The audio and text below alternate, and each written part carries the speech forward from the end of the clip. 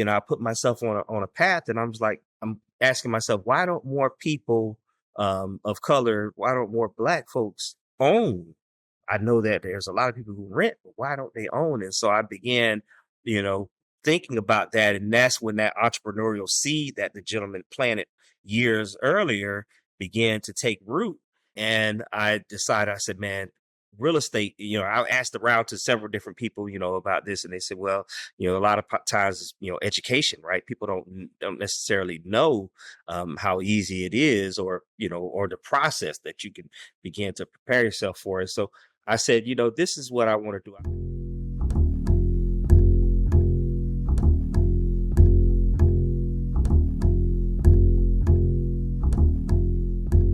Podcast World, Cabin Studios. Welcome to another episode of The Value, the language of business for those of you seeking to build or invest in businesses that are scalable and highly valuable.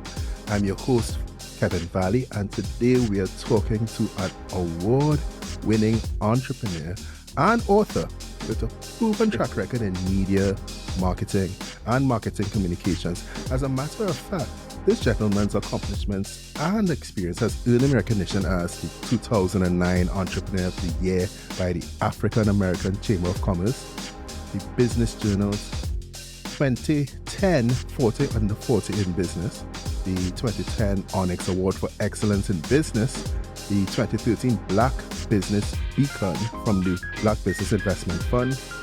On October 1st, 2011, he was proclaimed RYSE Magazine Day by the City of Orlando. And in 2015, he also had another holiday named after him called the J. Jackson Day. So we welcome J. Jackson, birthed in the City of Orlando, currently representing hard for Atlanta. Jay, how you doing, sir? Man, I'm doing well, man. I'm doing well. You're just reading off those accomplishments, man. It takes me back. I gotta accomplish some more stuff, man. This is a long time ago. Hey, man, but you're still a young guy. You still got a full life ahead of you. So I have a lot to do. So I want to read a quote to you, and I want you to tell me what it means. Okay. And the quote goes, "We all have the power to dream. We all have the ability to take action towards our dreams. And we all possess the talent inside to successfully achieve our dreams." Wow, man. Wow, you're taking me back there, man. And that I'm a big proponent, man, of finding your passion, finding something that is your, natural God-given talent, working hard to develop that talent into a skill, and then utilizing that skill to accomplish your goals and dreams. And so that's what I live by, man. One of the things, if there was anything that that frustrates me, it is individuals that don't take control, that are doing something that they're not happy with, finding themselves living a life that they aren't happy with, right? And not taking action to really control their destiny. And so I'm a firm believer in that. So that's really kind of a motto that I live by. Yeah, and I'd like to dig into where that comes from, right? Because I see that quote is actually by J. Jackson Sr. I don't know if that's you or your dad or your grandpa. That's me. I'm the senior. Although I have a lot of lessons that I learned from my father, from my pops, who has since gone on. All right. So tell me about what went into the J. Jackson that we speak to today. I mean, of course, you want to spend time talking about what you're doing right now in RYSE Creative Village and all of that. But I like to learn a little bit more about the guest before we get into the core business, right? So I read that you had your own childhood struggles, and that has really caused for your passion reaching back and preparing the next generation of leaders. Talk about that a little bit. Yeah, absolutely. So if there was these pivotal things or pivotal points in our life that are life changing, and so if I could go back to one thing that really kind of changed my trajectory, it was a time where I had gotten fired from this job. I worked for U-Haul, had worked there for a number of years, and had gotten this job working for a company called Airborne Express. And Airborne Express, I don't even know, they're DHL now, but they're delivery service like FedEx, man. I remember I got this job, and typically they give you a route in the area that you live in, because they want to kind of make sure that you're familiar with the area that you're delivering to. And when I got the job, they put me in this side of town, which was real foreign to me. So I lived on the west side of town. That was kind of the hood. That's where the low income, where you lived at. And so they put me on this east side of town. And east side was much more affluent part of Orlando, and this is all in Orlando. It was much more affluent. You had a lot of major corporations on that side of town. And so I remember, man, when they gave me that route, I had a real bad attitude about it. I said, man, if you just put me on the side of town where I'm familiar with, man, I could do a much better job. I know that area, right? That was my comfort zone, right? And so they said, well, either you work this east side or you find a new job. And so for the first the first 2 weeks on the job, man, I had a real poor attitude. Just was not happy. I wasn't getting my way, and so just had this real bad attitude. And so 2 weeks into the job, man, I pull up at this house, and most of the deliveries I was doing were to people's homes, and we're talking 20. We're talking, this wasn't even 20. This was maybe 1990. 95 or so, 96, right? So this is before, delivery, and before Amazon became, so big. So, all of these people were getting packages that they're delivered to their houses. And that was foreign to me in itself. And so 2 weeks on the job, man, I pulled up at this house, and it's the largest house I had ever seen in my life, and it wasn't even really a big house, but at the time, I'm coming from, shotgun houses and apartment complexes and things like that. And so, I mean, I looked at this house, and I was like, man, this is a beautiful house. And so I walked up to the door, and I rung the doorbell, man. And usually we know how the delivery drivers do. You run up to the door, throw the package at the front door, ring the doorbell, and take off running, right? And that's usually what you do, right? But this particular day, man, I don't know. It was just something that was overcoming me, man. And so I stood there, rung the doorbell, stood there, and a gentleman answered the door, and it was, maybe like 1, 2 o'clock in the afternoon. And I said, he answered the door, and I said, man, my name is Jay, and I'm your new delivery driver. And I'm just curious, I've never seen a house this beautiful. And I was just wondering, what do you do for a living, man? Cause I was like, how do you live like this? I've never seen this. And so he was actually generous. He said, I run a business from my home. And I was like, well, you run a business from your home? And I said, so you're trying to tell me, like, at the time when the conversation first started, I'm shaking, and got the package in my hand shaking because I don't know what to expect. But then I got a little more bold, and I'm like, what do you mean you run a business from your home? And he said, well, I run a business from my home. And he actually let me in, showed me a look around into his office. As I think about it, it's kind of crazy now, but at the time, man, I was like, so you're trying to tell me you don't wake up in the morning dreading the job that you don't like, fighting traffic to go and work with people you don't like working with, doing something you don't like doing, and then getting off, and counting down the clock to get off, and then go through this rat race all over again every single day, 5 days a week. Trying to tell me you don't go through that? Because that's all I had ever seen, right? And I'm looking at my parents. And he said, no, I love what I do. And I'll tell you, that was the day that the entrepreneurial seed was planted in my head. And it also was the day that my mind was expanded. And I had to step out of my comfort zone, right? I had to be forced out of my comfort zone. I didn't step out of it, voluntarily. I had to be forced out of it. But that exposed me. That exposure, really changed my life, because from that point on, my attitude changed so I could look at things from a different perspective. And I began asking the supervisor there, hey, man, I'm open to delivering, and working on weekends to deliver to other areas that I'm not familiar with. Right. And that was the first time I ever set foot on a college campus, because I was delivering packages there. First time delivering package to the Lockheed Martin, which is, we know is a, big defense contractor. So just being on that campus. And so, just that changed my life, man. And that's when I realized, man, we have the power to control our destiny. You know, there's really so much value in just venturing beyond your comfort zone, you Absolutely. know, because, Absolutely. it's so funny. Like, I don't, like, you just triggered this memory. So back when I was about 23 years old, right? I had to Okay. go work. I had to go work on the other side of the island. Now I'm in Trinidad. Mhm. The other side of the island is 45 minutes away. but Mm. but I'm in Port of Spain. I'm accustomed to being in Port of Spain. They sent me down by this place called Marabella, which is just it was next to San Fernando, which is south of the island. Anyway, Mhm. so I was there for about, I would say, about 7 months or so, and I would get a drop from my friend's aunt, and her then 6-year-old son would be in the car, and we'll be going down the road, going down the road, going down the road. I'm talking to this kid, all right. And one day, I look at the kid because he's going far to go to school as well, right? Because his mother Okay. works close to there, whatever. And I say, Jamark, don't you get tired of having to wake up early to come all the way down to South every day to go to school? And he said, no, these are where my friends are. And the further you go, the more you see. And the more you see, the more you learn. And he was Wow. 6 years old at the time. 6 years old. His mother turned Wow. around and his mother turned and looked at me beaming. Yeah. No. Wisdom, But wisdom, man, at that young age, man. See, again, you know, perspective, man, perspective.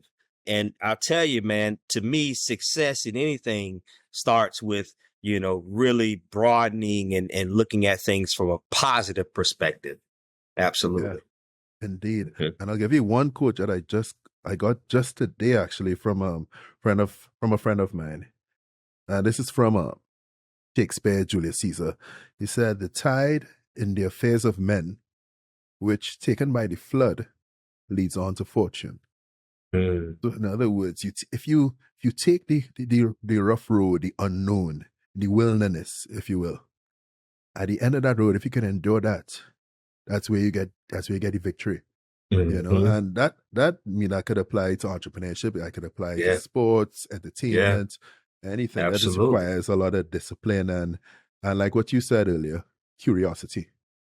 That was your first point in the direction of entrepreneurship. Somebody essentially tapped you and said, "Hey, this is what could happen if you go down this path." Now, Yeah. I want to fast forward a little bit to 2003, where Okay. you go deep into real estate. Tell me what got you into that and how you were able to operate that at a senior level. No, absolutely. So that story I just shared ties into that. So since moved on from Airborne Express and had gotten a government job, man. So I worked for the county and had a job working for the county. And so I had gotten myself a good job, some benefits and things like that. And so I purchased a home. Now, keep in mind, I still have that entrepreneurial seed planted in my head, and I wind up purchasing a home at the age of 22. So, you know, went Congrats. through that process, man. Thank you. And went through that process and I didn't know anything about it, but it was like, I want to own, I don't want to rent. And so, and again, thinking back to the days of delivering packages and seeing these beautiful homes, and I'm like, I want to own a home like that. So again, even the seeds of that were planted, and so I went through the process. Didn't have good credit at the time, but had gotten with a mortgage lender who helped me get my credit together. Right, she put me on a 6-month program. Right, and I was making money, just not making the best choices. Prior to that. Right, so she helped me get on a payment program that could help me get my credit together, that could help me save money at the same time and still enjoy life. And so as a result, man, 6 months, in 6 months in the process, I bought my first home. And so my parents, they didn't buy their first home till they were, in their mid 40s. And so, I'm like, man, why did it take so long, right, for you all to buy your home? And I mean, I'm like, I wasn't fully prepared, but, I put myself on a path and I'm just like, and, I'm asking myself, why don't more people of color, why don't more Black folks own? I know that there's a lot of people who rent, but why don't they own? And so I began, you know, thinking about that. And that's when that entrepreneurial seed that the gentleman planted, years earlier began to take root. And I decided, I said, man, real estate, I asked around to several different people, about this, and they said, well, a lot of times, education, right? People don't necessarily know how easy it is, or the process that you can begin to prepare yourself for it. So I said, this is what I want to do. I went and got my real estate license and taught, learned, got with a mentor in the business, and he really taught me a lot about the industry. And I want to share, something as I'm sharing this story. So I got into real estate in 2003. I spent the first year trying to figure things out on my own. And I struggled really bad, man. And so there was a gentleman I knew that we went to the same church. He was much older than me, and he had a very successful career in real estate. And so I asked him, could I come work with him and he be my mentor? And he said, yeah, you can come to the company that I'm working for. And he's working for Coldwell Banker. And he said, but listen, you're going to come underneath me. So you're going to be an agent underneath me. And this is the commission split that I'm going to, split with you. You'll be my buyer's agent. And so I actually was taking a pay cut or taking a commission cut to work underneath him.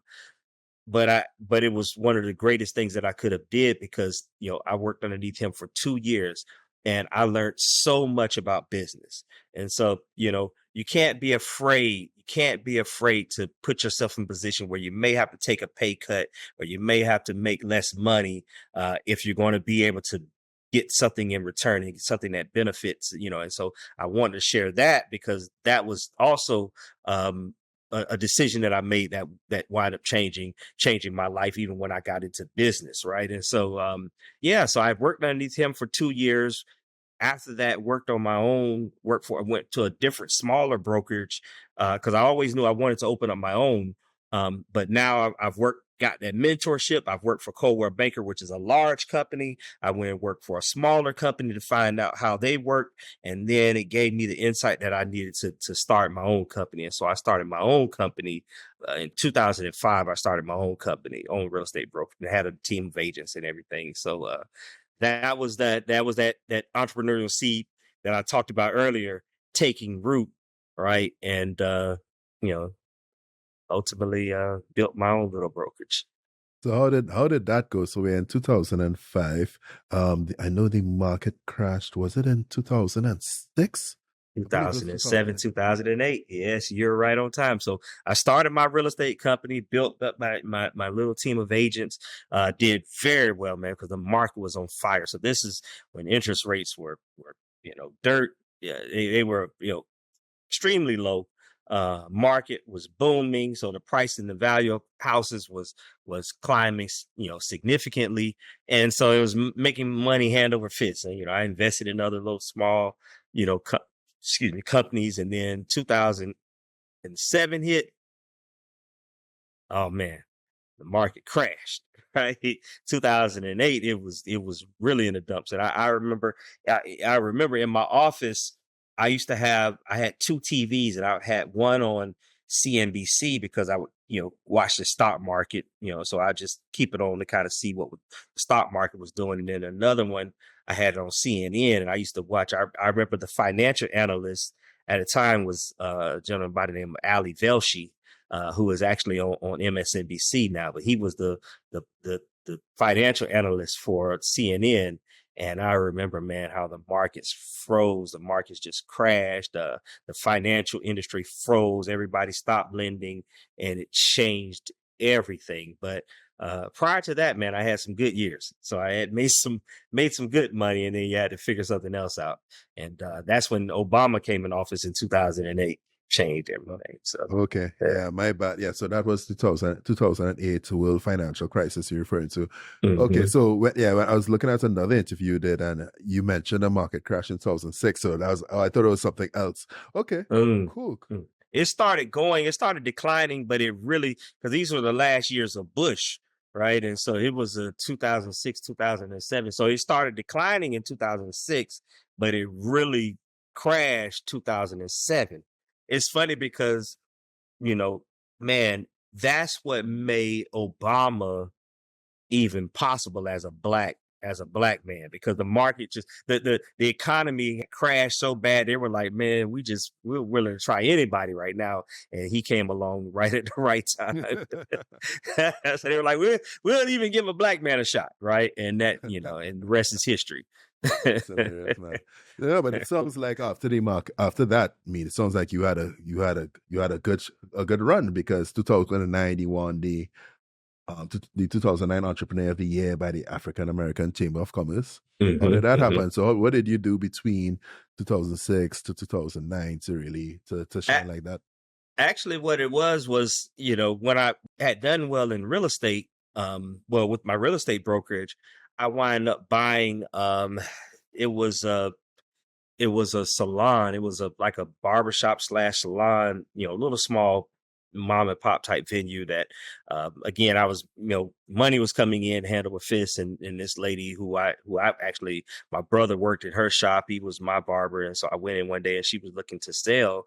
And what she was selling for, I mean, the equipment was worth more. So I was like, oh, I'll buy it. I don't know anything about cutting hair, doing hair, any of that, but I'll buy it. And because of the mentorship I had from the gentleman in real estate, I understood that, man, I want to understand everything about the business. Yes, I may not be a barber. I may not be, somebody who does hair, performs these services, but I want to understand the principles of the business. Because if you understand the principles of the business, then you can build something that can scale. And so I wind up going to this. Had this big hair show in Atlanta at the time, the Bronner Brothers hair show. And so I wind up, I think I bought it in January. The Bronner Brothers show was in February. So I, booked a ticket and went to Atlanta, spent the week there at this hair show, or the end of the week and the weekend. It was like a 3 or 4 day show. And I took a lot of the business classes. So they got all kind of classes that take place at these things, and classes on how to cut hair, do all different kind of techniques. But they also have salon management classes. And so I took those classes. I wound up buying some software that helps you, kind of, build out your salon and manage it. Came back and remodeled this place, wind up recruiting, people to work in there because I understood marketing. And so I, built it out, and we outgrew that space, man. And I wind up buying a building. Again, this is the real estate background. I wind up buying a building that was 4,000 square feet. We wind up, building this space out and building into now it wasn't just a salon, but it was a full day spa, man. So we had all the services that you could think of: the hair, the nails, the esthetician that deals with the skin, had private rooms and all of that. And so I had my real estate office in the same building and this salon in the same building. And really what we did a lot of is, we did a lot of community development, meaning we did a lot of things to give back to the community. So that's one thing that I've been passionate about. So I would do real estate classes. We would also do events where, during school, when the school started up, we would do free cuts and things like that for people from underserved communities. So it was the awards came as a result of the give back efforts that we were doing, because I always say, man, I give not because I have much, but because I remember what it means to have nothing. I remember what it means to have nothing. And so it's always been kind of that philanthropic side of me. And so that's what sustained us, man. And so when the market crashed, right, I still had this other business, and even though people's money was funny, they still want to look good, right? I may not have any money, but I want to look good, right? And that kept I don't have to look like I'm broke, right? And so that kept us sustained. And I ultimately sold that building and that business, and that kind of rode me, through the next couple of years. Oh, nice, nice. What I love about this is this constant thread of your curiosity, right? Your curiosity to ask the guy in the rich home, on the affluent side of Orlando, hey, what do you do to afford this house? And then your curiosity to be like, hey, how does a hair salon and a barber shop work? That curiosity to understand the business. And then it seems like you're really good at executing as well. Because, I mean, to be able to come in off the street Not knowing anything about the business, just knowing that okay, I like a good haircut too, like everybody else. To then say, okay, let me expand this to the point where the place is not big enough to suit the demand that we have. That takes some special types of skill, right? Mm. Now I I know never that thought you, about that. I never thought about that. It's funny that you said yeah, that. Something, yeah, yeah, yeah. yeah, Mm. man. So I want to dissect that a little bit. So I know you have a proven track record in media marketing and marketing communications and all of that. But where does that come from? How does that work? What was your formula? All right, so it's good that you understood the business. But what was your formula? What did you notice that other folks who've been in the industry for 10, 15 years did not notice? So I'll say this, man. The fact that I didn't do hair, the fact that I wasn't, somebody who performed the services, I could look at things from a different perspective, right? So I always tell people, just because you are good at frying chicken doesn't mean you need to open up your own restaurant, right? Because there's a different skill set, right? Just because you're good at the technical side of a task doesn't mean you're good at building a business or building a scalable business. And so I think the fact that I didn't know how to do hair allowed me, or I wasn't one of the people that was performing the technical services, allowed me to look at it as a business opportunity that I could potentially scale, right? And it just gave me a different perspective. I didn't look at it from how many clients could I get. I looked at it from how many chairs can we fit into a building so that I can fit as many people that are working, and then how can I market and advertise that can drive traffic to the business, and so that I can then I'm bringing business to somebody who's actually performing the service, and then I'm getting a percentage of their service. So in essence, man, it was the same model that you have in real estate, man. In real estate, you have people who are licensed, right? And so in the hair industry, this industry, these people are licensed. They're professionals themselves, because they have to go get those professional license, and then they have to have their license underneath a larger entity, right? And so these people who are in real estate, I got to have a broker, right? I got my real estate license. I'm a real estate sales professional, but I got to have my license with a real estate broker.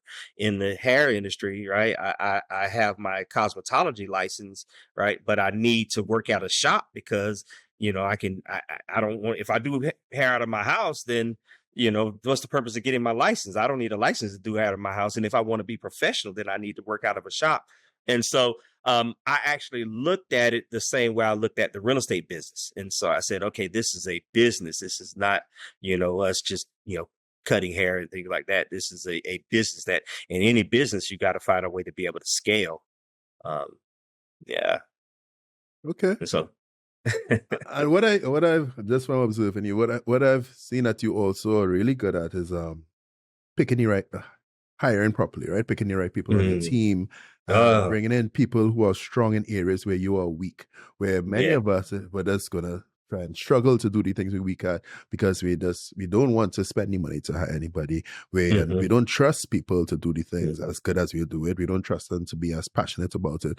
Oh my God, what if they try to steal our clients? Or the laundry list goes on, right? So Hmm. with is all of this mindset, did you get all of this from your mentor from the real estate days, or is this just got into it? Man, this is from my mentor. This is from reading, studying, um, just reading other successful people. When you talk about hiring, I'm a firm believer. I do not have to be the smartest person in the room, right? I don't want to be, right. I want to have the bigger, broader vision, and I always share this with my team. I said, man, listen, what I'm good at is big vision, big picture. This is the greater, bigger, broader vision for what we're doing. I'm like, we're at A, this is Z, right? Now I'm not sure of B, C, D, E, F, right? I need you all to help fill in the gaps and help, chart the path for how we get there. But I want you to understand what the greater, broader vision is. And that's what I do. And, I study. So there's two things I'll share with you, man. The first thing is that, I learned the difference between a leader and a manager. And I've accepted that I'm more of a leader, right? And a leader inspires, right?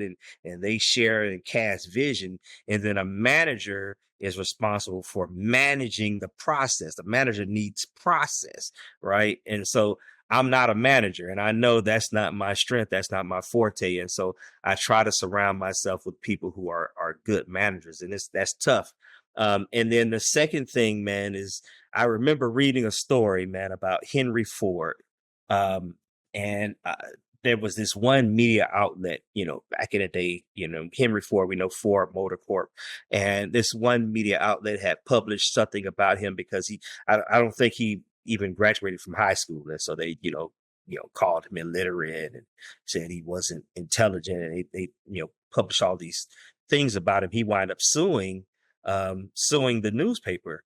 And so when they were in court and going through the trial and the process and things like that, they were, the other attorney for the other side was asking him all of these technical questions, about history and all of these things, what happened on this particular date in history. And he was asking them all these, academic, things. And so, Henry Ford said, listen, I could easily try to cloud my mind with, these, irrelevant facts and times and things, but really on my desk, I have a row of buttons.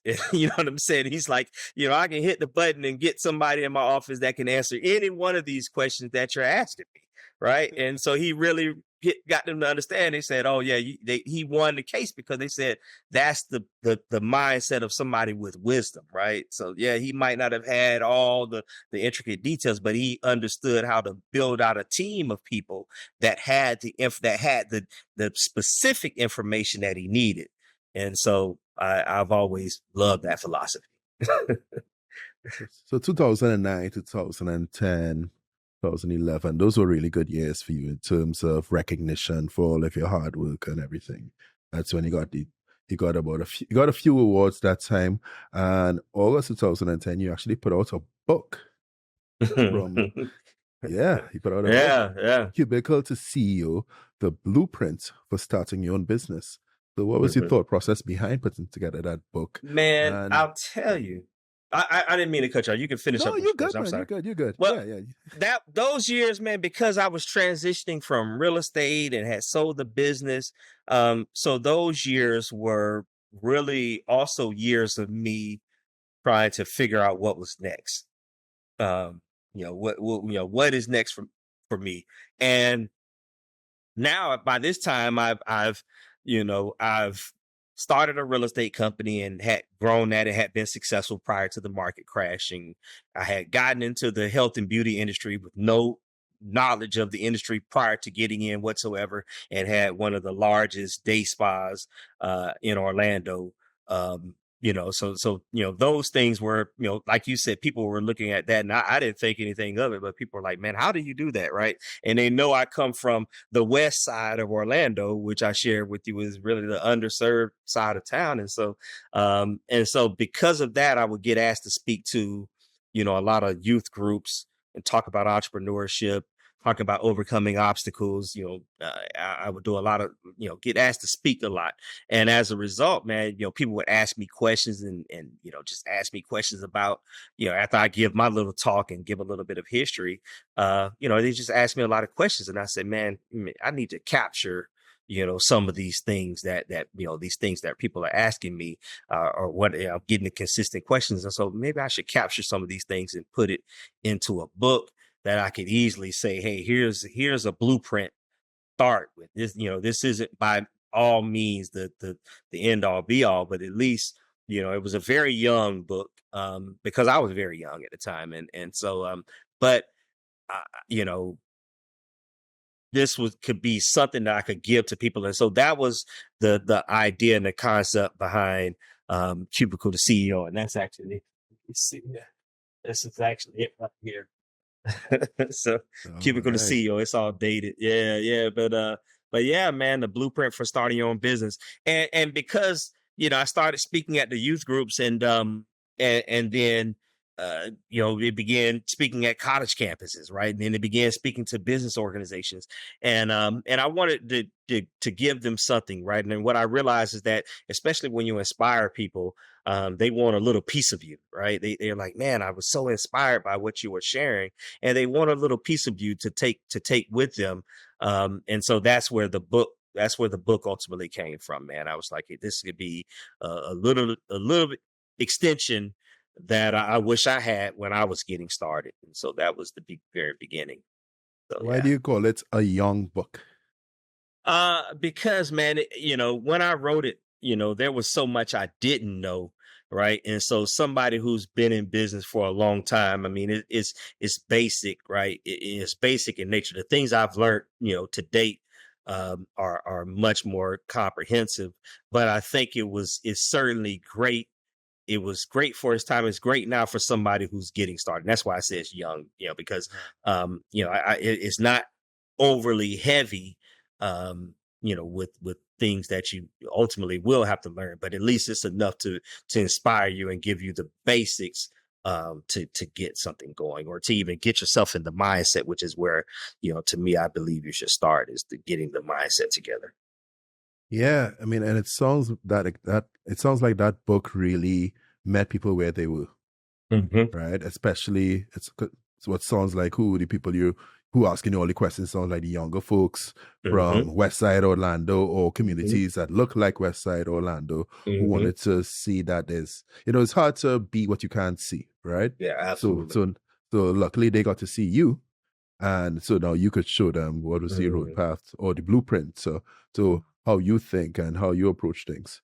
And I'd love to hear a little bit about what was inside of that book, though. Like if you have any tips, because in our audience, I'm sure there are a lot of young folks or early stage entrepreneurs who are who are getting ready to put together their business plan, who know they want to start a business, not sure what business they want to start, who feel trapped in the corporate cycle, the golden handcuffs, or sometimes the bronze handcuffs, or some sort of handcuffs, right? Yeah, That's yeah, safety zone. absolutely, absolutely. And really, the main thing that I really addressed in this book, man, was really getting the mindset together, man. And and I addressed, technical things of how you incorporated things like that, but I really do a lot of addressing the mindset, awakening the entrepreneurial dream, right? And understanding, man, you do have the power and also what I address is that, entrepreneurship doesn't necessarily mean, um just starting your own business. You can be, I forgot the term that they use, but you can, have an entrepreneurial mindset in a company, right? And you Oh, can, yeah, that's entrepreneur, right? entrepreneur, absolutely. So Yeah. I talk about that, but it's really like looking at problems, man, and saying, I always say every problem bears with it, a seed of opportunity, right? And so looking at problems. So if you're working in a company, then obviously you see, problems that exist, and how can I develop a solution to that problem? And to me, that's what entrepreneurship is about. It's about, again, recognizing your God-given talents, and then how do I merge my talents to, my talents that I've then developed into a skill to you know solve a problem that I see that exists. And so that's the very at the core of what I talk about. I'm actually working on another book, um Wake Up and Start Dreaming, which will be a much more comprehensive. Yeah, wake up and start dreaming. You're That'll good be at a these much more titles, man. I love it. wake up and start dreaming, man. So yeah, that one will be a lot more comprehensive. I remember, man, I had another mentor who was, very successful. He owned a number and this was a little bit later on in my professional career. He owned a number of successful hotels, and I was telling him about writing this young, this first book, and he told me, he's like, Jay, well, maybe you need to get a little bit more experience underneath your belt, and build up, millions of dollars and things like that. And I said, well, that sounds good, man, but some people just need a helping hand where they're at right now, right? They need a helping hand right now where they're at. And I think what I've learned right now, I wish somebody would have shared with me earlier. It would have helped me overcome a little, some of my obstacles. So, and so I said, I'll write that. That'll be another chapter, or that'll be another book when I get to that point that you're talking about. But I don't have to wait. Yeah, it's great when your target audience is a younger version of yourself. That way you really Absolutely. know what they need to hear, or you wish that somebody would have told you. So Absolutely. March 5th, 2015 was proclaimed as J. Jackson Day. Oh. How did that happen at the city of Orlando? Am I talking to the mayor of Orlando right now? What's happening? No, no, no, no, no, no. Man, I'll tell you, you know what? That was that day.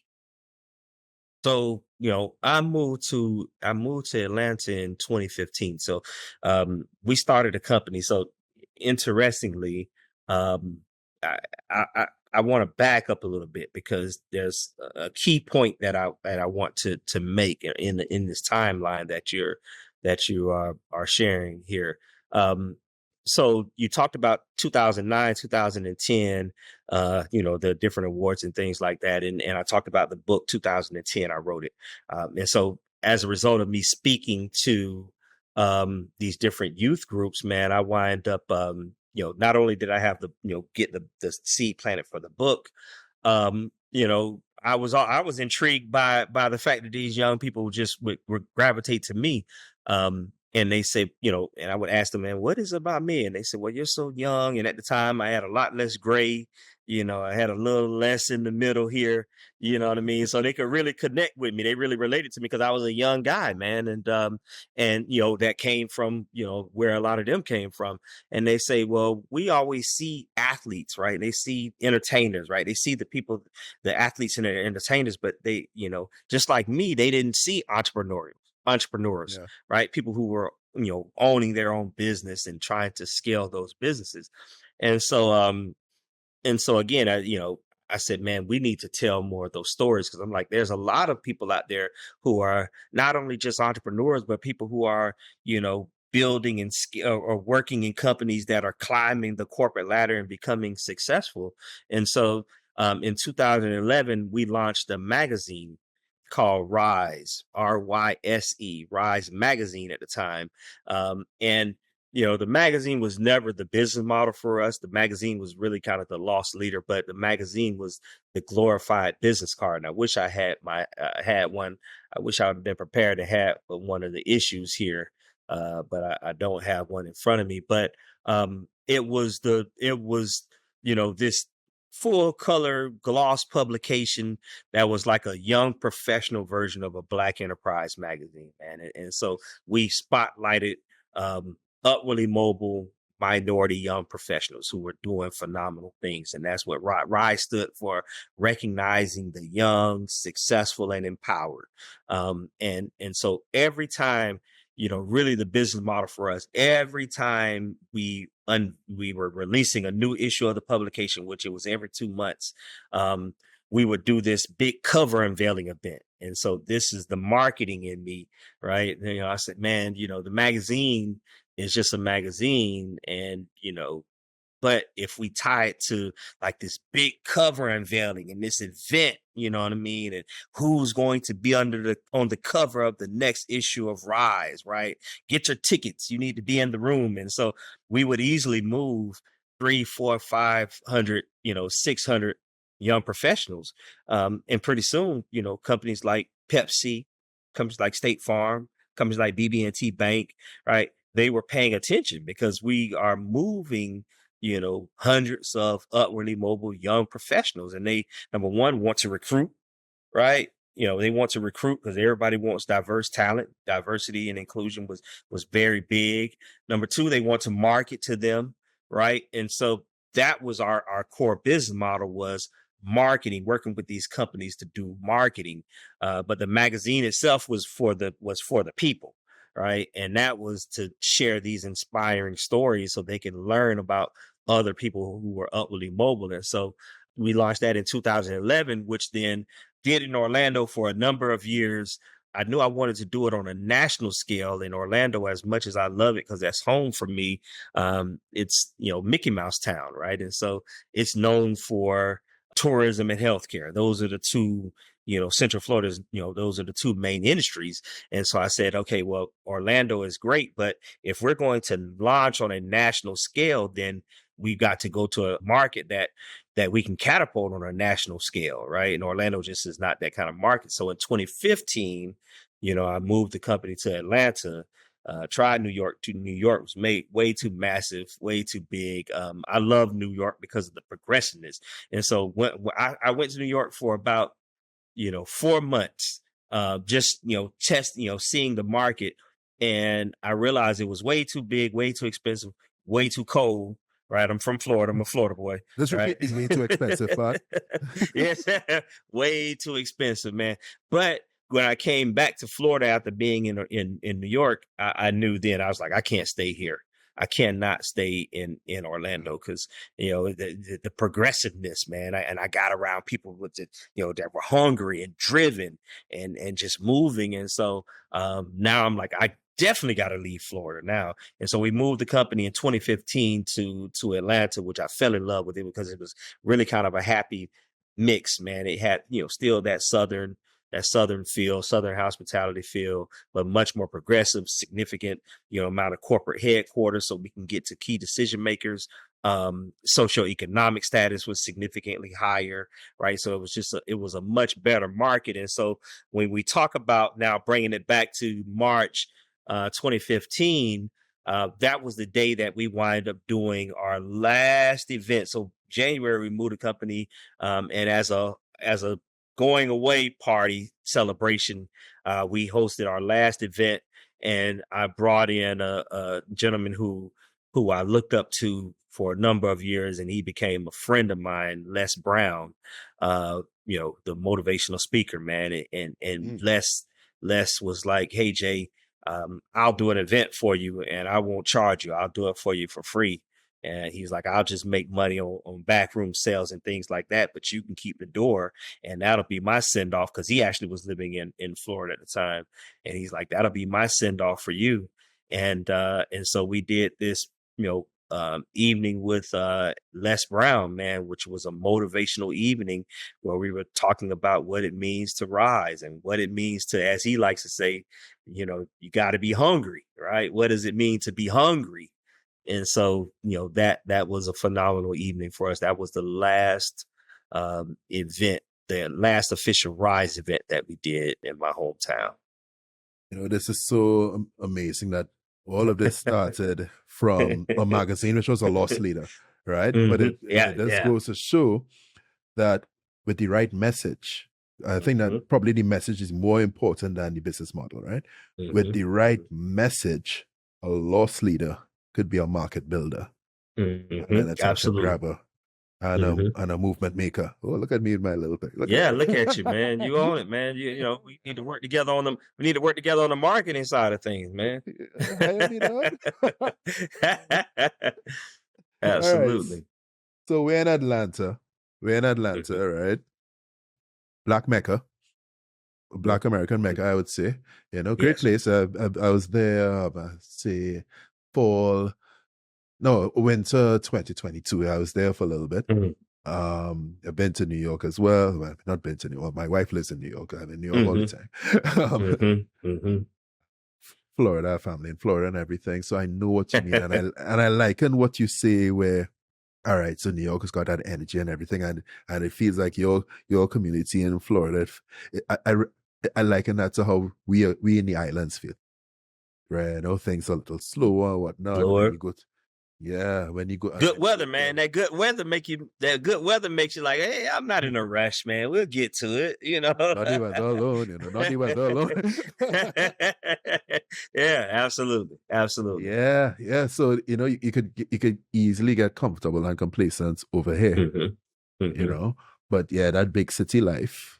fast paced, everybody's working. No matter what time of the day it is, they're Hmm. working. No matter what they're doing, they're cleaning the streets, they're working. You know, they're Hmm. building construction, they're working. They're not sitting down, sipping a drink with a men at work sign. You know, they're, they're Yeah, actually working. absolutely. You know, so that Absolutely. energy really becomes contagious, right? And, Hmm. you know, before we go on to the RYSE Creative Village, because I want to spend some time talking about that, Hmm.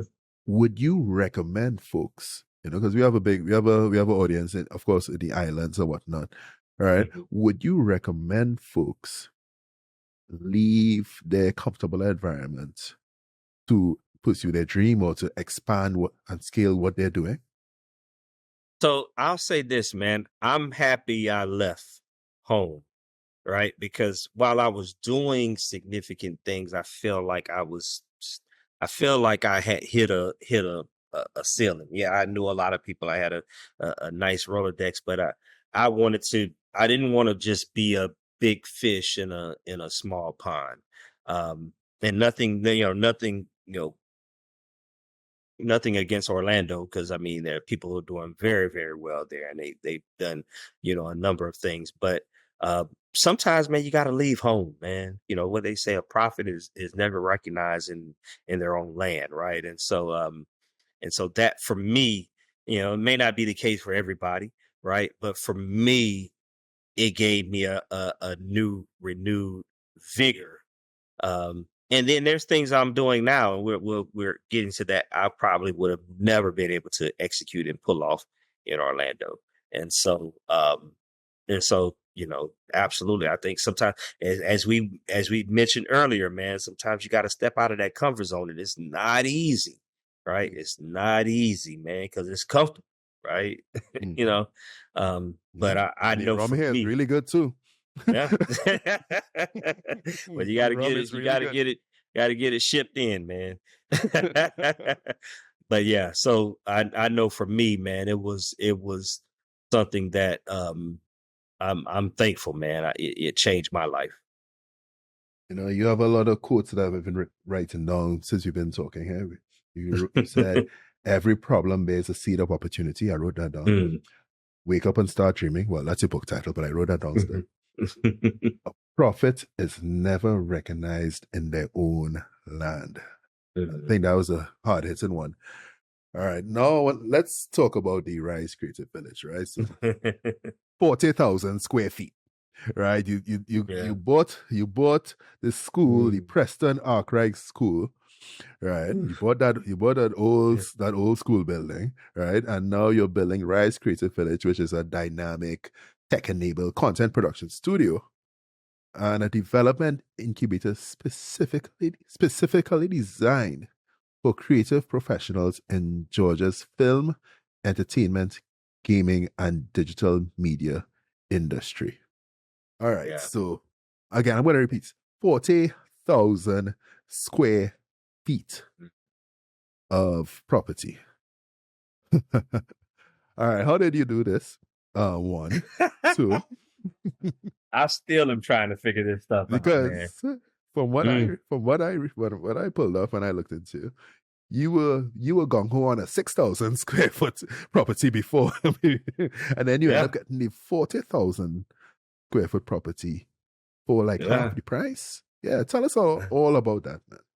Oh man. So man, I tell you, this is so we moved the company here 2015, like I said, spent some time trying to figure out the market, right? And so then we started working with companies like Georgia Power, and we were doing, the marketing side of what we do. Now keep in mind, I don't have the same relationships or the same brand that I had in Orlando, right? So I got to do brand building, here as well.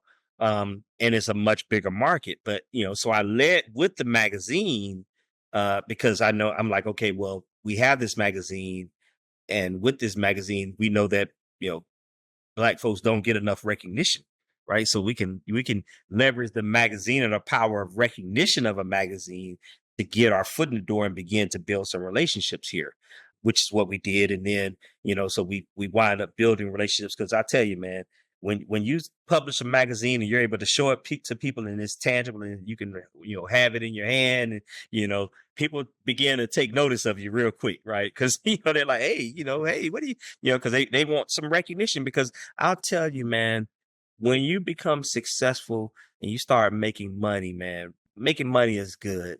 But the one thing, especially Black folks lack and they love, is recognition, right? Recognition that what I am doing, I am successful at, or I'm at the top of my game, or I even aspire to be successful. And so recognize me, right? So they want that recognition or lack that. And so, that made me, allowed me to build a little bit of a network, relatively quick moving into the city, because everybody's like, okay, well, this guy publishes a magazine, we want to be featured in it. Um, and so that allowed me to then begin, and also leverage some of my relationships from Florida, with companies like BB&T Bank and things like that.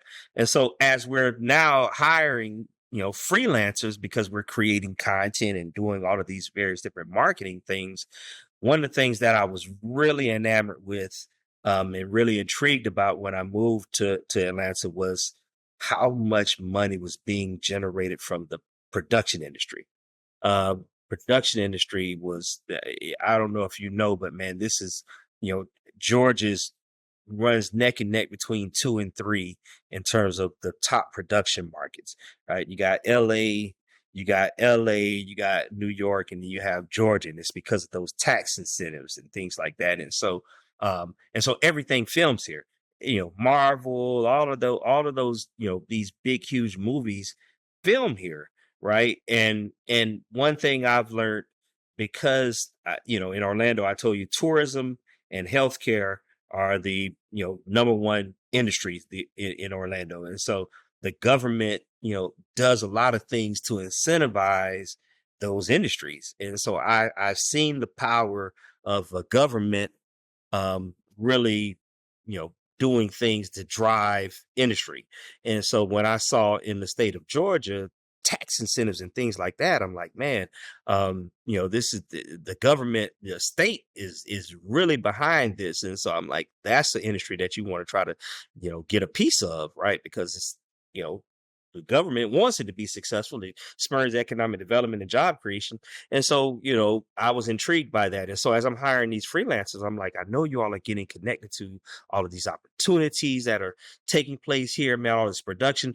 And the more and more I spoke with creatives, they said, well, we don't even know how to get connected to the opportunities. We don't, they're, what I learned about the creatives is something that I also learned about the people that were in the hair industry, right? Very talented, right? Got a lot of talents, skills, right? But don't always understand the business side, right? The business acumen of things, right? And so they were like, man, we don't even know. And so I realized, I'm like, they have the talent, but they may, and especially when you talk about creatives of color, right? Don't always understand how to articulate their value proposition, don't have the proper network connections to get into opportunities. And so I said, man, if we could build out an ecosystem, and let me back up. When I first moved to Atlanta, there was a space I used to go to called Atlanta Tech Village. And this is when I was trying to build my network.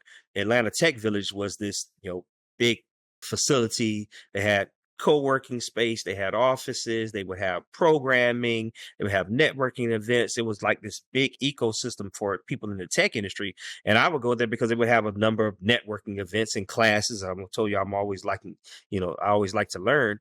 And they targeted the tech industry. So if you were trying to break into the tech industry, whether you want to get a job with Google or whether you want to, start your own tech company, you wanted to work out of Atlanta Tech Village. And so I said, man, if we could take that model, what they've done over there, that they've proven concept, and apply it to the creative industry, which is a multi-billion-dollar industry in the state of Georgia, if we can take that same model, co-working, office, studio spaces, programming, training, all of that, and build out our own ecosystem, then we got something that could be significantly successful. And so that was where the, now the entrepreneurial seed planted. Here's a problem that exists, and let's create a solution to that problem, right? Let's create a solution. And so that is where the whole concept and the idea came from. All right, so that's the concept and the idea. So now talk to me about actually acquiring a building from a elementary school, or as we say in the Caribbean, a primary school. How were you able to get that building from a school board and say, listen, I want to put together a creative village over here, please? Man, let me tell you, man, I'll say this, man. I had this concept, and I have to add that a lot of this stuff I'm talking about, man, what I've been leaving out is a measure of faith and a measure of grace, man, a measure of faith that, hey, I may not have all the answers, but let me get started. And I have faith that God is going to help me figure the rest out. You know what I mean? I have to have faith. I have to have something that I'm rooted in. And so, I got this concept. And so I said, if I could find me, 5 or 6,000 square foot to execute this in, this would be significant. Found a building that was 6,000 square foot, man. I just knew this was the space. It was in a part of town that was going through, redevelopment. And so I was like, man, the property had been sitting for maybe 2 or 3 years. So as soon as I go to put in an offer, another offer comes in at the same time. I'm like, why? After all these years it's been sitting here, as soon as I want the building, somebody else comes for it. And so, that building we wind up losing that to somebody who bought it for cash. And so, I'm like, man, where am I going to execute this vision at? And someone said to me, hey, man, you might need to look at these former Atlanta public school properties that are sitting vacant. They got a ton of properties that are sitting because they were consolidating schools at different points in time. Population unchanged, people going to private schools, right? And so they were, they just have this surplus of properties. And I had never thought about buying a school, man. And so I stumbled across this thing. I wound up getting a hold of the list and saw this property. I was like, man, this thing would be absolutely perfect. And so I set on the path, man, of trying to buy it. And it was, it actually is 30,000 square foot. We're going to be adding an additional 10,000, but it was 30,000 square foot sitting on 4 acres of land. And so again, much more massive than I even anticipated. Your vision may be this big, and God is like, I got something much bigger for you. You know what I mean? Yeah. And absolutely. So I began the process of trying to acquire this. Atlanta Public Schools, were like, who the hell are you? What the hell are you, talking about buying one of our properties? And they, drugged me through all of that mud. But I began going to the community, and I began saying to the community, hey, this is because this school sat in the middle of a community. So I went to the community and said, this is my vision for this property. This is what I envision doing and launching in this building that's been sitting vacant for 15 years.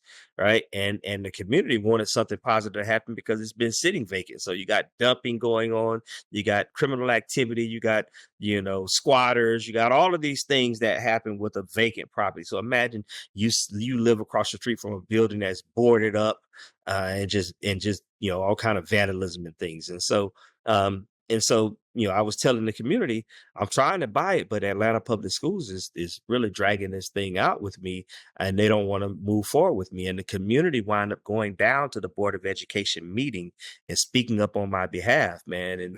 And So again, man, I don't have all the answers, but I just get started, man. And you'd be surprised how, you start moving and you start believing, you start operating in faith, how things start to happen. And so we wind up, because the community put pressure on them, then we wind up going under contract. And so now I'm under contract to purchase a former Atlanta public school property, right? That's crazy. I can't even, just even think about it now. Wow. And you ended up getting contractually, you end up getting this property at a much lower price than the 6,000 square foot property you was asking for. Oh yeah. It was, because it had been sitting so long, they hadn't really assessed any of the things, and they were actually going through, Atlanta public schools and city of Atlanta was going through this conflict, and so these properties just sat. And so as the values were climbing, right, they were just Atlanta public schools, they didn't pay taxes on the property because they're a governmental entity. So they didn't really, only thing they had to pay for with any of these properties, because they got a ton of them still, is just keeping up the landscaping, just keeping the grass cut. And so the property value is going up and going up. So then when I finally go to make an offer, right, it's like we don't even know what the value is, right? And so I made an offer, and they accepted, and yes, it was less than half the price of what I was trying to buy the other property for. And get this, man, you know uh, we bought it. I got it under contract and purchased it for less than $500,000. For, and as we mentioned, it's 40,000 square foot sitting on 4 acres of land. The appraisal came in when we were acquiring it. The appraisal came in at 1.5 million, 0.5, right? right? Yeah. Yeah, 1.5 million. So here I am. I'm buying this property with $1 million worth of equity. Of course, we got to put millions into it, but I mean, I could have easily, flipped it and sold it to some other developer. That wasn't, obviously the vision, but yeah, man. So, that again, um, having Faith and faith, grace, bro. Faith and faith grace. and grace. Love Absolutely. it. I Okay. wholeheartedly agree. So let's talk about the desired impact on the creative industry. And you very well put that the creative professionals they're not necessarily wired to be business savvy, right? And it's just that like that left brain, right brain sort of conundrum going on there. So how do you see this creative village that you're building? How do you see them being able to become more business savvy? Or is it that you're going to be connecting them with business professionals like you connecting with the hair shop? With the hair salon? How do you see this happening? So for us, man, it's about, number one, I always like to say, curating and cultivating creativity, right? So for us, it's about curating creatives, right? Because you got all of these creative talent. Atlanta's already known for the music scene that it had. Now we got film that goes along with that. But building a space that can curate and collectively bring all of these people together. So, hey, I might be a great screenwriter, but how do I bring my screenplay to life, right? Or I'm a sound engineer, right? And how do I, connect with people who are creating, bringing scripts to life? How do I connect with them? And, as I shared with you, I know I'm a big vision person, but you have to be, especially if if you got a big vision, then you need a team around you. Now you need to connect with other people who understand that vision. And so for us, we knew this could be a hub for curating all of these different creative professionals. And so whether they be in music, whether they be in film, whether they be in gaming, right? And now giving them the tools and resources. They have a co-working community they can work out of, and we're under construction now, but they're part of a co-working community. So for as little as $50 a month, I got a space I can work out of. I can connect with other people, right? There's studio spaces, so I can work in the studios and really begin to just create, right? I got access to now, acoustically engineered studios, right? On our part, as the organization, we have to curate programming, right? We have to bring in programming constantly that is now helping people, develop their skills. Just like I told you, when I worked in real estate, I went and worked underneath this guy and learned the business side of things, right? Now these people can have access to the programming, so it's up to us to pull that programming together. And then for us, also our responsibility is to begin to build relationships with the Tyler Perry studios and the Black Hall studios and the Electric Owl studios, right? So that we can become a pipeline, right? Helping people, and we still got work to do on our side. We're in the construction, but we want to build relationships with Amazon. We want to build relationships with Netflix. We want to build relationships with the labels, record labels, right? Because we want to be that conduit, right? Where you're coming into our facility, you're getting, trained and your access to programming to help develop your skills, right? You got the, as I mentioned at the very beginning of this, recognize your God-given talent. Work hard to develop your talent into a skill, right? And so now we're helping, curating programming for you to help you develop that talent into a skill, and then utilize your skills to accomplish your goals and dreams. And so it's on us to then connect you to opportunities. How does a screenwriter create something that could be on streamed on Netflix, right? How do I bridge that gap? How do I get there? Right. And there's enough stories, there's enough storytellers that exist, right? There's plenty more, Issa Rae's and Tyler Perry's and people that exist, and not taking away anything from those talented people, but there's so many more stories that haven't been told. And we want to be a conduit to, and so many talented musical artists and things like that we've never experienced, that we want to be a conduit for that. So is it that in terms of the educational programming, the curated programming and stuff, is it that a lot of that is going to be sourced from the community, or is it that you guys, or you and your management team, are going to actually be creating courses? It's a mixture of both. It's a mixture of both. It's we want to be a conduit, right? And so anybody that's out there doing things on a high quality scale, we want to partner. I believe in collaboration. We can't develop all of the programming that is needed, right? So we want to curate, we want to pull things in. There's, I got connected to this group that does this on a, at college. They work with, people that want to be in the music industry, and they have this organization. They're on the campuses of 5 or 6 colleges, right? And they're like, we're on college campuses right now, and they deal with the business of music. And I always tell people, man, if you sit in a movie, you go to the movie, people think, it's all about, Denzel or Halle Berry, right? The people that's in front of the camera. But if you stay to the end of a movie, man, there's a lot of jobs. There are a lot of jobs, right? When those credits roll, right, they're going to roll through the cast, but there's a whole production crew that have sustainable jobs, right? That have sustainable jobs, because entertainment, even when the economy crashes, man, the one thing that we want is to be entertained, right? I don't care how, when the financial market crashes, we want to get our mind off of the fact that, our money is funny, right? We want to escape into this world. And so yeah, no, it's not just things that we're creating, but it's certainly things that we're curating as well, and collaborating with people who are doing. We want to be a hub, we want to be a resource for all of that programming to work out of. And thanks for touching on the economic impact in terms of the jobs that will be created from all of Oh the yeah. creative Oh, projects. So just like you yeah. said, the credits take 5 minutes to get through, and they're like Yeah. size 10 font, Mm-hmm. right? So there are a lot of jobs Yeah. that are created by movies and other creative projects.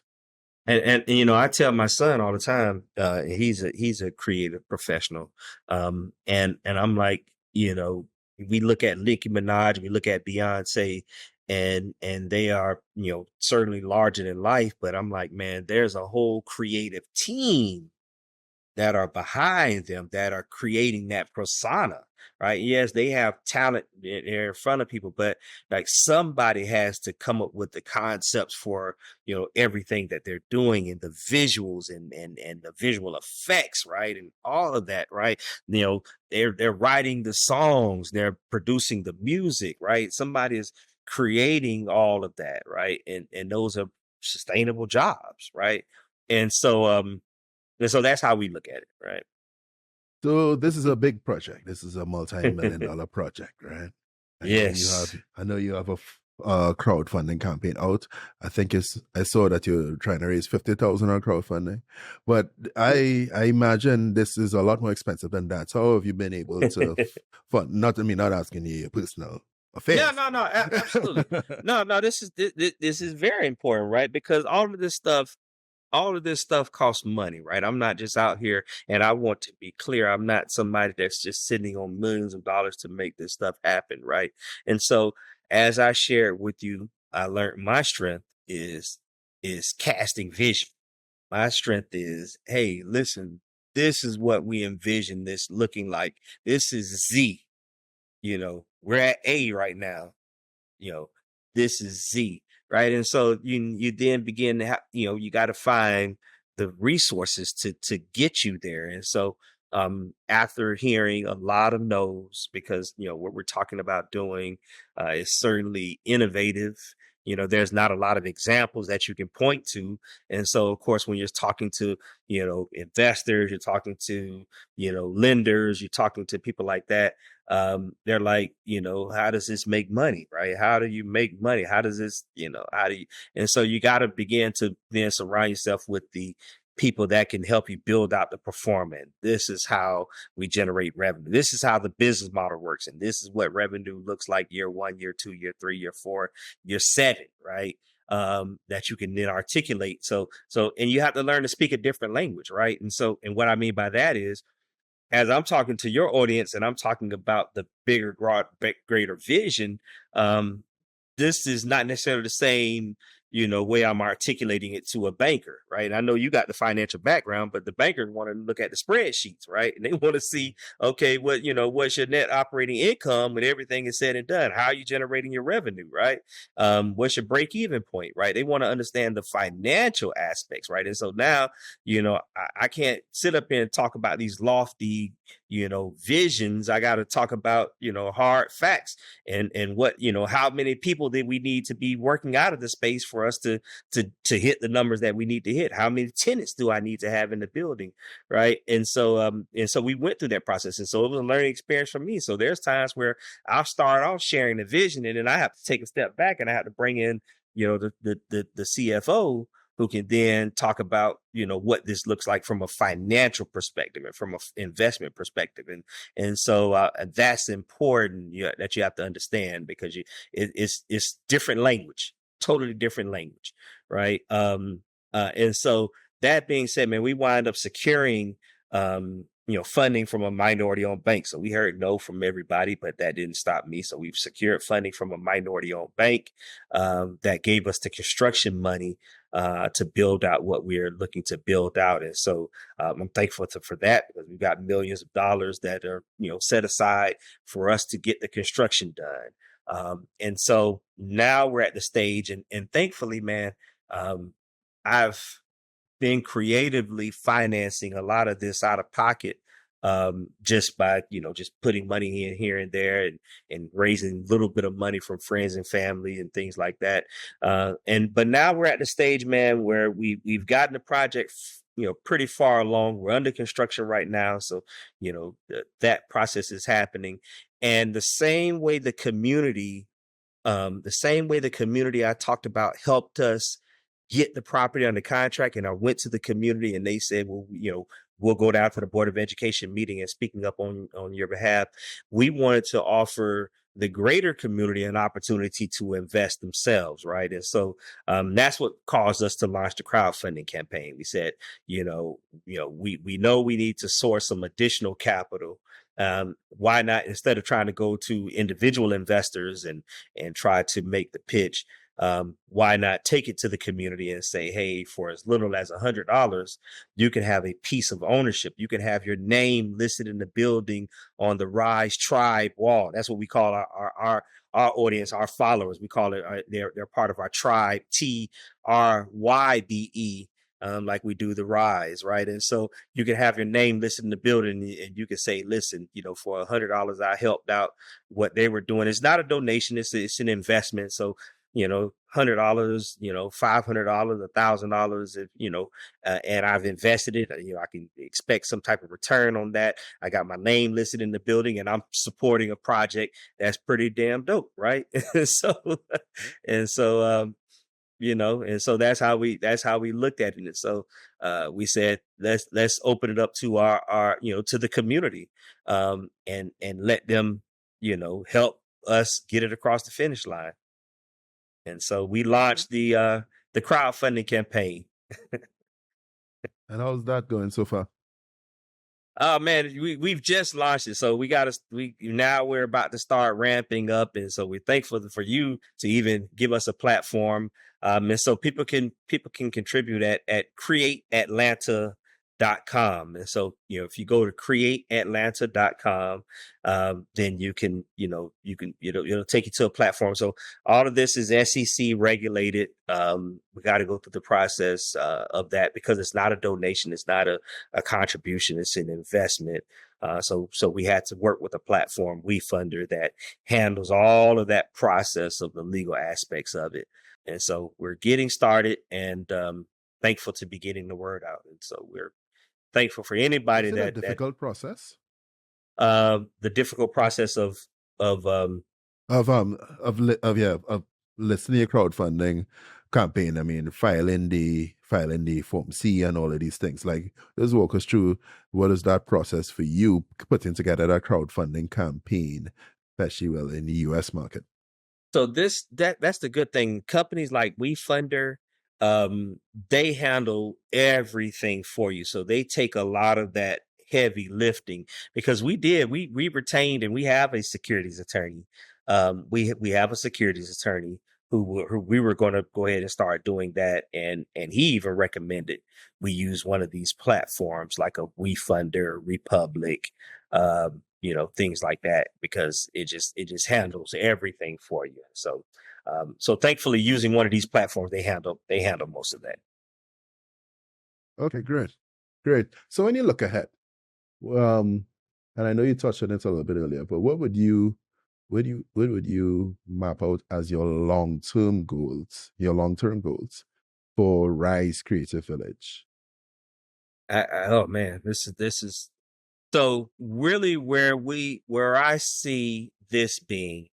Um, Number one, we want to have multiple locations. So while we're doing this standing up this Atlanta location, we would love to have locations in other markets that are ideal strategic markets as well. So that is part of the long-term vision, is to have multiple locations throughout the nation. And and really the greater, broader vision for what we're doing is for us to be this multimedia company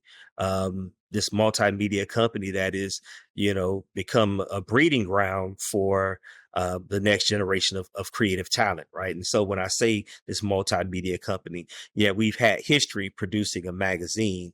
We want to get into producing our own content. We want to begin to get into producing, content, documentaries, short form content, long form content that we then ultimately distribute onto the various different platforms, and leverage the creative communities to do that. And so, creating content where we're, working with filmmakers to create that content. We're working with artists musical artists to create the soundtrack for that content, right? And we become this multimedia hub that is sourcing that next generation of talent. So that's the greater, bigger, broader vision for us. I always tell people, man, and again, I always have this big vision, but a lot of times I tie it to things that I've seen that have been successful. And if there was anybody that we would want to replicate, in my eyes, there's many people know who Red Bull is, right? We know Red Bull is the energy drink, right? But what people don't Mhm. really understand, man, is the energy drink is just a small component of what they do. You have Red Bull has Red Bull Media House. Red Bull Media House. And if people look up Red Bull Media House, you will see that it is this multi-layered multimedia company. They have magazines, they have, they have record labels, they are operating in the gaming space, they're creating content, right? Now, all of their content, everything is centered around extreme sports, right? So that is their niche, is extreme sports. But everything is driven by that, right? And so that's why you'll see them doing sponsoring and even doing these daredevil. They'll film these daredevil, death defying, stunts right? And that's content that they're creating, right? And they're distributing it through all of their various different layers of their multimedia platform. And so what they are to extreme sports, I would love for RYSE to be to content that is targeted at niche demographic of um, black and brown audiences. I love that, man. All right, so let me just flip that a little bit, right? Go ahead. So what would you say what would be like your worst nightmare when it comes to what you want to achieve at RYSE Creative Village? What keeps you up at night where you say, okay, I need to make sure that this does not happen? What would be my worst nightmare, man? Well, what keeps me up? The worst nightmare is people not getting the vision, and therefore I don't obtain the resources to make it happen.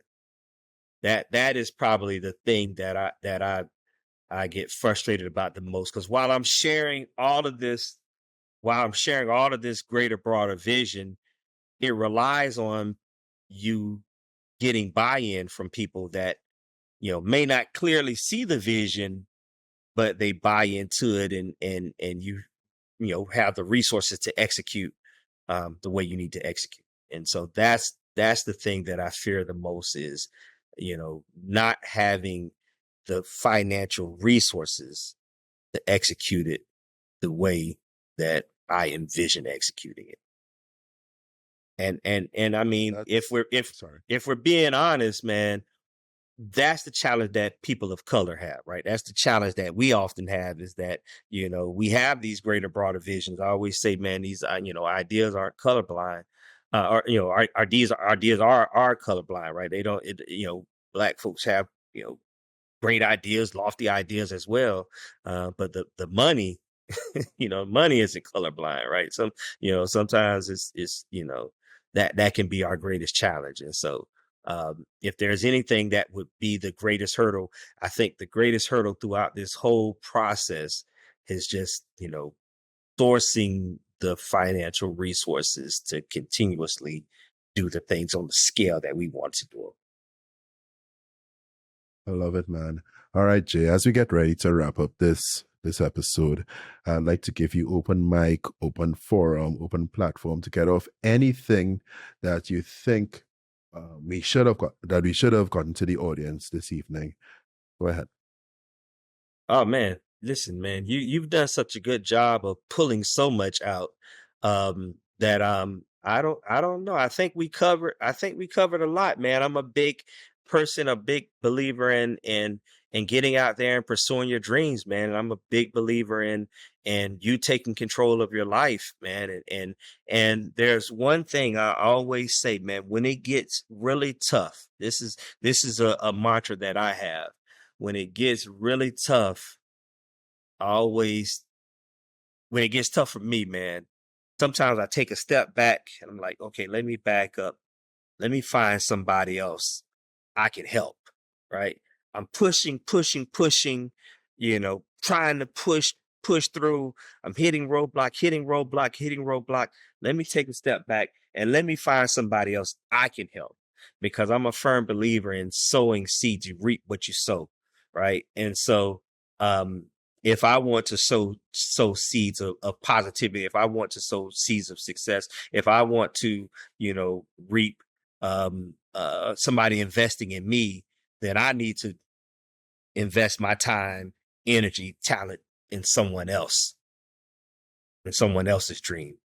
And so if there's anything that I've learned in taking control of your destiny, sometimes taking control of your destiny means, sowing a seed in somebody else's. Podcast world, there you have it. Do it for the community with Jay Jackson.